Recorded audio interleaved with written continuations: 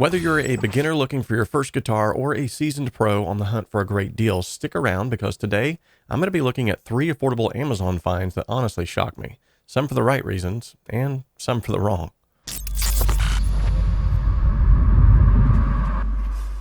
Hey everyone, Robert McClellan here from the Home Studio Simplified channel. If you're new here, I'm all about helping you create a professional sounding home studio without breaking the bank. From gear recommendations to tips and tricks, I've got everything that you need right here on the channel to start creating music from the comfort of your own home. So if you're ready to take your home studio to the next level, be sure to subscribe and hit the bell notification so that every time I upload a video, you'll be the first to know. All right, let's take a look at the guitars. So first up, we have a bold and stylish choice that's sure to turn heads on stage. This Glarry brand guitar is a semi-hollow body model made of basswood with a 3-ply aged white pearl pickguard. The maple bolt-on neck is in the classic C shape with a 25.5-inch scale length, and the fretboard is also made of maple and has a radius of 12 inches. In total, it has 22 frets and an ABS nut with a width of 1.656 inches. The body is equipped with a closed single-coil lipstick style pickup at the neck position, as well as an open single-coil pickup at the bridge, all of which can be controlled with one volume and one tone knob. And this is a string-through body as well. The pickup switching is a standard 3-way design, and the bridge is a 3-saddle vintage-style bridge with slotted steel saddles. Likewise, it has closed tuners, and all of the hardware has a chrome finish. As of now, you can pick this model up for $99 using the link that's in my description. Next up, this beautiful guitar by Latitude is classified as butter-colored, and with a string-through body made from swamp ash, as well as a gorgeous satin finished neck, it plays like butter too. The fretboard is made of rosewood, overlaid on a standard C-shaped neck with a comfortable 42mm nut and a modern 9.5-inch fretboard radius. The 2.9mm jumbo frets also allow your fingers to move smoothly over the 25.5-inch scale length fretboard. The pickup switching is the standard 3-way design, and the bridge is a 3-saddle vintage-style bridge with slotted steel saddles, much like the first guitar that we just looked at. Likewise, this brand is fitted with 2 similar single-coil pickups in the neck and bridge positions, controlled with a single volume and tone knob each as well. However, the tuners on this particular guitar differ from the first one, as this beauty is fitted with 15:1 ratio vintage-style closed tuners. You can pick this model up for $349, and as of now, there is a $35 off coupon available for using my code in the description of the video. And finally, we have a classic and sophisticated pick for players who appreciate timeless style and woody tones. This classic guitar by Eart features a gorgeous sunburst finish with a subtle matte sheen and open pore design, which allows the natural wood texture to be admired while playing or displaying. The solid through-body neck is made of roasted mahogany coupled with a mahogany body, giving it a warm, rich, and woody sound. Surprisingly, the whole guitar itself is actually really light, making it great for longer sessions. The nut on this model is made of bone with a width of 41.7mm, increasing its sustain and upping the value. It also has 22 jumbo stainless steel frets resting on a C plus U-shaped neck profile that span across its 24.75-inch scale length. The Indian rosewood fingerboard has a compound radius to match, with a rounder 14-inch radius on the lower frets and a flatter 9.5-inch radius on the higher frets, which makes it comfortable for both open chord rhythm and faster lead lines. The pickups on this beauty are covered Alnico 5s, and there are controls for neck volume and tone, bridge volume and tone, and a 3-way toggle switch for great tonal options. The bridge is a tune-o-matic style bridge with a stop bar tailpiece, and the tuners are covered die-cast with a ratio of 18:1. Now you can pick this beauty up today for $399, which doesn't seem like much of a budget guitar for this list, but considering that an ES335 is nearly twice the price, I think it's a no-brainer with the specs and the build quality on this one. All right, let's hop on to some sound examples. Now, for these sound examples, I'm going to be plugged into the Universal Audio Dream 65 reverb pedal to get a good, clean amp sound into my DAW without the inconsistencies of mic placement or room noise being introduced to the recordings. Now, I've dialed it into a clean, natural sound using the 1966 4x10 Fender Super Reverb setting, and then we'll add in some grit with the Wampler Triumph. And by the way, stay tuned for a full review on the Wampler pedal, and check out the previous review on the UA pedal if you're interested by using the link in the description as well.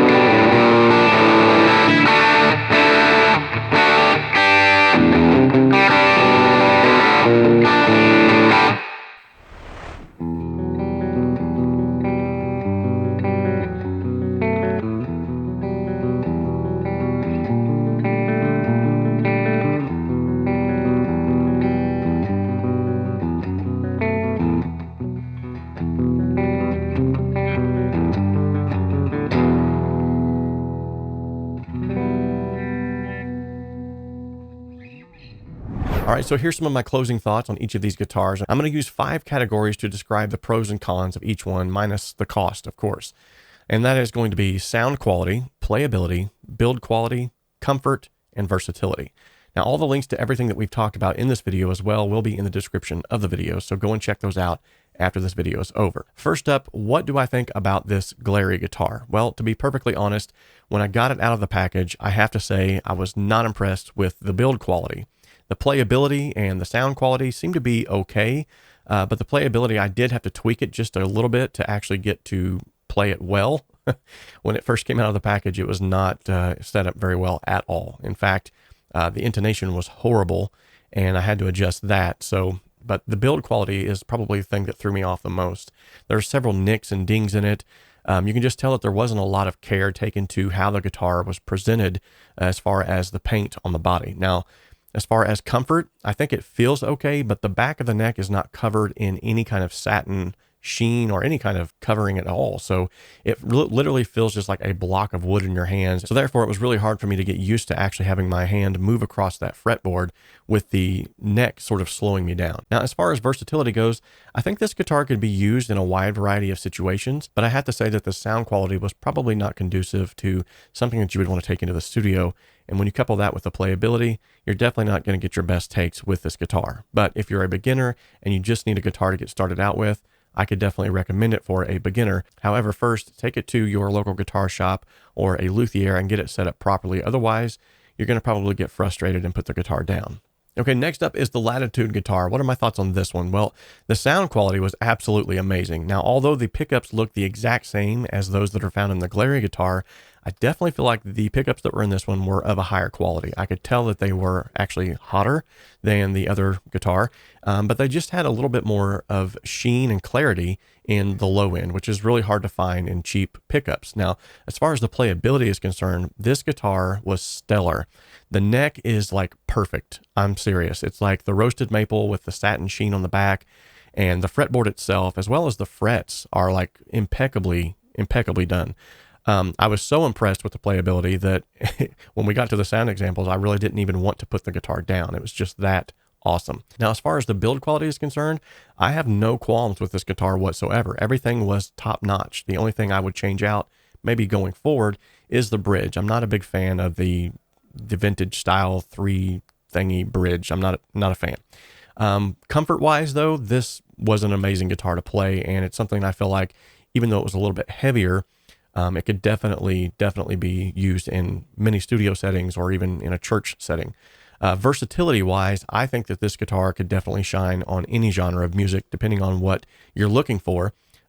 All 3 of the tonal options that you're given with the 3-way switch sounded really good in my opinion. And lastly, I saved the best for last, and I'm being a little bit partial here because I've always wanted an ES335, but the Eart guitar that we covered, the sound quality is absolutely impeccable. The humbucking pickups sound really good in my professional opinion. The playability is astronomical. I mean, it is just so easy to play right out of the box. I literally had to do no setup on this guitar whatsoever. The previous 2 guitars, there was a little bit of setup required. I had to do some intonation. I had to do a little bit of string lowering and things like that. But with this guitar, none of that needed to be done. It was literally playable right out of the box. And so that brings me to the next thing about the build quality. The build quality is, yet again, impeccable. I was blown away by the fact that this guitar has hardly any blemishes whatsoever on it. And just the way that it is presented whenever you pull it out of the package is absolutely amazing. Now, as far as versatility, I think this guitar could be used in a wide variety of genres and in a wide variety of situations. I could see this being used in a studio, a church, at home for practice. And the fact that it's so light really makes it a big selling point for me as well, because when you're toting around a heavy guitar day in and day out, you really start to feel it over time. This guitar is not going to do that. It's very light, and I absolutely loved the open woody sound that you get from it, especially with the clean tones. You'll notice during the sound examples that during those clean tones, I kind of hovered around that area a little bit longer. And yet again, this was another guitar that I simply did not want to put down. And out of all of the guitars that we've looked at, the Latitude guitar and this guitar are the ones that I feel like inspired me the most, with this guitar probably bringing me the most inspiration. So I hope you found this review helpful. If you did, make sure to check out the links in the description to find out more about these particular items. And remember, we can dream alone, we can even create alone, but together we can achieve so much more.